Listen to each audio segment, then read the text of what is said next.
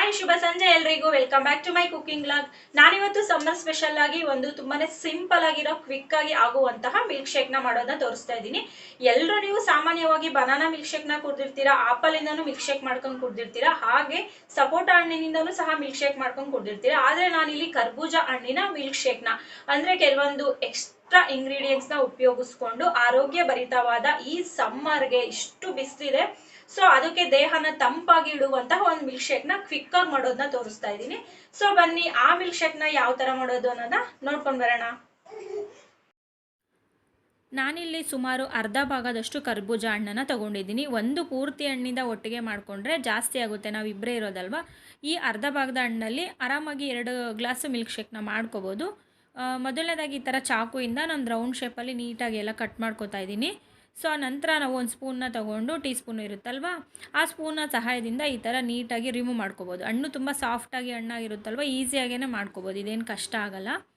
So ಈ ಥರ ನೀಟಾಗಿ ಸ್ಪೂನಿಂದ ಎಲ್ಲ ಈ ಥರ ತಕ್ಕೊಂಡ್ರೆ ಚಿಕ್ಕ ಚಿಕ್ಕದಾಗಿ ಪೀಸಾಗಿ ಆರಾಮಾಗಿ ಬರುತ್ತೆ.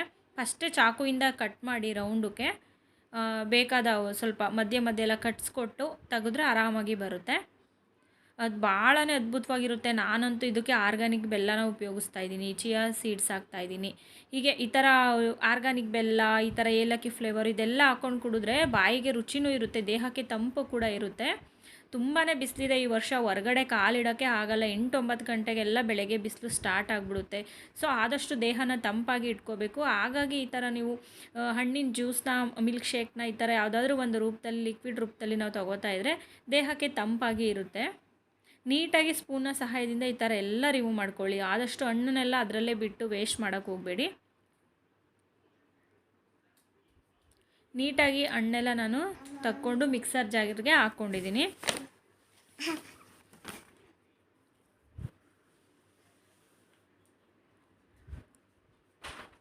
ಈಗ ಇದಕ್ಕೆ ನಾನು ಸುಮಾರು ಅರ್ಧ ಕಪ್ನಷ್ಟು ಹಾಲನ್ನ ಯೂಸ್ ಮಾಡ್ಕೊತಿದ್ದೀನಿ. ಅಂದರೆ ಸ್ವಲ್ಪನೇ ಹಾಲನ್ನ ಹಾಕ್ಬಿಟ್ಟು ಜ್ಯೂಸ್ ಮಾಡ್ಕೊತಾ ಇದ್ದೀನಿ. ಒಟ್ಟಲ್ಲಿ ಅರ್ಧ ಕಪ್ ಹಾಲನ್ನ ತೊಗೊಂಡು ಸ್ವಲ್ಪ ಹಸಿರನ್ನೇ ಗ್ರೈಂಡ್ ಮಾಡೋಕ್ಕೆ ಯೂಸ್ ಮಾಡ್ಕೊತಾ ಇದ್ದೀನಿ.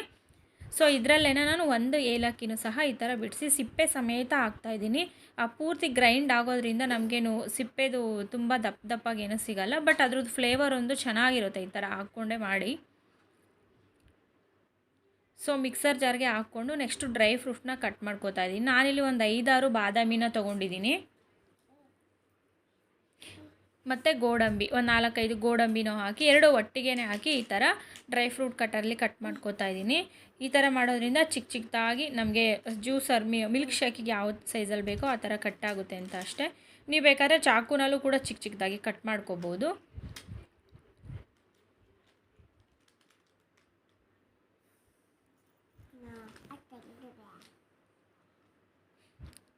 ಸೊ ನೋಡಿ, ಡ್ರೈ ಫ್ರೂಟ್ ಕಟ್ಟರಿಂದ ನಾನು ಕಟ್ ಮಾಡಿಕೊಂಡೆ, ನೀಟಾಗಿ ಚಿಕ್ಕ ಚಿಕ್ಕದಾಗಿ ಚೆನ್ನಾಗಿ ಕಟ್ಟಾಗಿದೆ.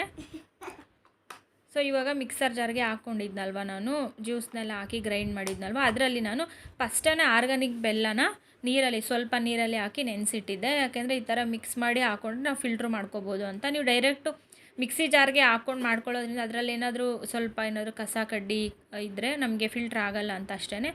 ಸ್ವಲ್ಪ ನೀರನ್ನ ಹಾಕಿ ನೆನೆಸಿಟ್ಟು ಈ ಥರ ಜ್ಯೂಸ್ನ ಮಿಕ್ಸರ್ ಗ್ರೈಂಡ್ಗೆ ಹಾಕ್ಕೊಂಡ ನಂತರ ಈ ಥರ ನಾವು ಫಿಲ್ಟ್ರ್ ಮಾಡಿಕೊಂಡ್ರೆ ಅದರಲ್ಲಿ ಏನಾದರೂ ಕಸ ಏನಾದರೂ ಇದ್ದರೆ ಬರುತ್ತೆ ಅಂತ. ನೋಡಿ, ಸ್ವಲ್ಪ ಗಟ್ಟಿಯಾಗಿ ತಳದಲ್ಲಿ ಉಳ್ಕೊಂಡಿದ್ರೆ ಸ್ವಲ್ಪ ಹಾಲನ್ನ ಹಾಕಿ ನಾನು ಶೋಧಿಸ್ಕೊತಾ ಇದ್ದೀನಿ.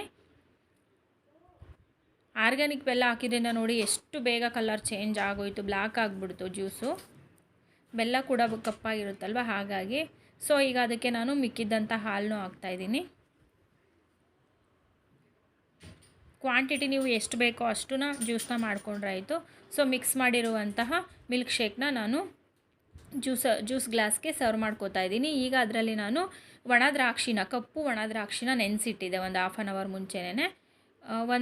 ಅದಕ್ಕೆ 2 ಗ್ಲಾಸ್ಗೂ ಸೇರಿಸಿ ಒಂದು 8 ದ್ರಾಕ್ಷಿ ನೆನೆಸಿಟ್ಟಿದೆ. ಸೊ ಅದನ್ನು ಕೂಡ ಹಾಕೋತಾ ಇದ್ದೀನಿ. ತುಂಬ ಚೆನ್ನಾಗಿರುತ್ತೆ ಕಪ್ಪು ದ್ರಾಕ್ಷಿ ತಿನ್ನೋಕ್ಕೂ ಸಹ.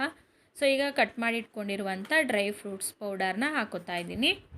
ಆ್ಯಕ್ಚುಲಿ ಕಪ್ಪು ದ್ರಾಕ್ಷಿ, ಒಣ ದ್ರಾಕ್ಷಿನ ನಾವು ನೈಟು ನೆನೆಸಿ ಬೆಳಗ್ಗೆ ಖಾಲಿ ಹೊಟ್ಟೆಗೆ ಸೇವಿಸ್ತಾ ಬಂದರೆ ಸ್ಕಿನ್ನು ಒಂಚೂರು ಗ್ಲೋ ಆಗುತ್ತೆ, ಒಂದು ಫೈರ್ನೆಸ್ ಬರುತ್ತೆ ಅಂತಲೂ ಸಹ ಹೇಳ್ತಾರೆ. ನಂತರ ಚಿಯಾ ಸೀಡ್ಸ್ನೂ ಕೂಡ ನೆನೆಸಿಟ್ಕೊಂಡಿದ್ದೆ ನಾನು ಒಂದು 10 ನಿಮಿಷ. ಸೊ ಅದನ್ನು ಹಾಕ್ಕೊಂಡು ಜ್ಯೂಸನ್ನ ರೆಡಿ ಮಾಡ್ಕೋತಾ ಇದ್ದೀನಿ. ನೋಡಿ ಎಷ್ಟು ಚೆನ್ನಾಗಿರೋ ಒಂದು ಮಿಲ್ಕ್ ಶೇಕ್ನ ರೆಡಿ ಮಾಡಿಕೊಂಡೆ ಅಂತ. ಸೊ ನೋಡಿದ್ರಲ್ಲ ಎಷ್ಟು ಈಸಿಯಾಗಿ ಕ್ವಿಕ್ಕಾಗಿ ಒಂದು ಕರ್ಬೂಜ ಮಿಲ್ಕ್ ಶೇಕ್ನ ಮಾಡ್ಬೋದು ಅನ್ನೋದನ್ನ. ಸೊ ಟೇಸ್ಟ್ ಹೇಗಿದೆ ಅಂತಲೂ ಸಹ ಹೇಳ್ತೀನಿ.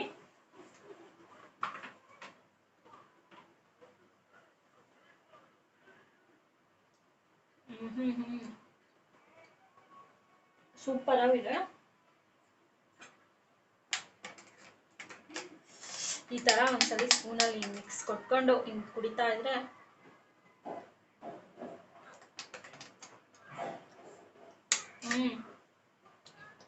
ಏಲಕ್ಕಿ ಫ್ಲೇವರು, ಹಾಗೆ ಚಿಯಾ ಸೀಡ್ಸು, ಆರ್ಗಾನಿಕ್ ಬೆಲ್ಲ, ಮತ್ತೆ ಆ ಬಾದಾಮಿ ಗೋಡಂಬಿ ಚಿಕ್ಕ ಚಿಕ್ಕ ಕಟ್ ಮಾಡಿ ಹಾಕಿರೋದ್ರಿಂದ